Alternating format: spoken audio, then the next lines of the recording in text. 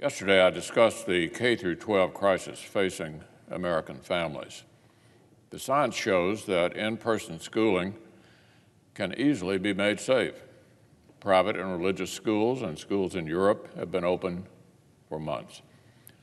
But Washington Democrats have apparently bought into Big Labor's myth that schools cannot reopen without even more federal funding, even though their own plan would only spend about 5% of the money this fiscal year. This is just one illustration of how Democrats started with preconceived ideological goals and actually worked backwards, instead of starting with the actual needs of American families. Let's take a look at the economy. When we had to stall our economy to protect our health system, the Senate wrote the Bipartisan Cares Act, the biggest rescue package in American history. It spent $2.2 trillion to save the healthcare system, find vaccines, and support families. And we refilled many of those programs with another $920 billion just last December. Today, we stand at a very different kind of crossroads. More than 13% of Americans have received at least one dose of a vaccine. Manufacturers expect vaccine supply to keep ramping up dramatically in the weeks ahead. The trillions we spent on rescue policies in 2020 have the economy prepped to come roaring back as health conditions keep improving.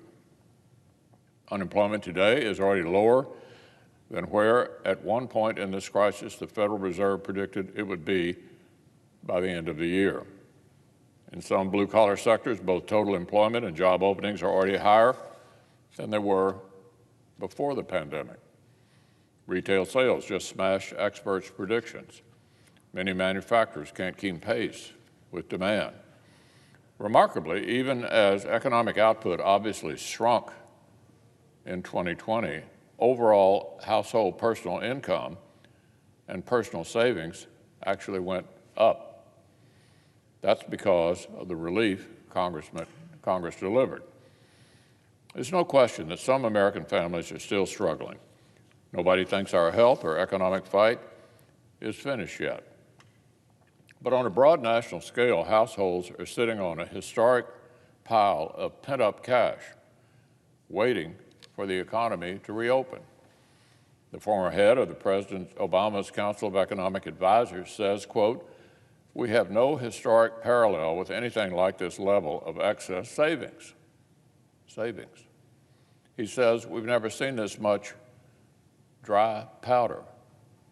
Even mainstream liberal economists agree that our country does not need another massive fire hose of borrowed money. This is not April of 2020. This is a different chapter. Washington should focus on practical policies to finish the fight, accelerate vaccinations, get kids back in school, help the families and small businesses that actually need help, and get laid-off Americans matched with job openings ASAP. Unfortunately, the Democrats' partisan proposal would not just be wasteful, but in certain ways actually counterproductive. It would have Washington go out of our way to discourage hiring, discourage a return to work, and actually keep things shut down longer. Take the minimum wage policy.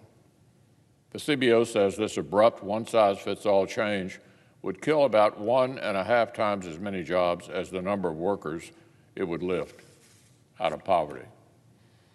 Or take their proposal for another long-term extension of a big federal supplement to unemployment benefits. Even in the middle of last year, it was questionable policy to pay people more to stay home than essential workers were earning while actually on the job. Now, another long-term flat supplement would make even less sense. Here's how one leading economist puts it. In an expanding economy that is putting the virus behind it, paying people more in unemployment than they could receive from working is an act of substantial economic self-harm. It would keep workers on the sidelines stop the unemployment rate from falling as rapidly as it would otherwise, and slow the overall recovery, end quote. Then there's the $350 billion bailout for state and local governments, many of whom have already seen revenues and receipts rebound. It's several multiples of any sober estimate of the actual need. Apparently, even senators on the Democratic side are trying to pare back this absurd request. Just one more way this proposal seems to be stuck back in April of last year. I haven't even talked about the hundreds of millions of dollars for pet projects without a shred of relevance to the pandemic or the recovery. Money for, quote, climate justice, end quote. Transportation earmarks for the Democratic leader's home state. All kinds of liberal wish list items that would do nothing to help American families put COVID behind them. Just about 1% of the money is for vaccines. So either the new administration's completely taken their eye off the ball, or they were not actually starting from scratch at all like they claimed.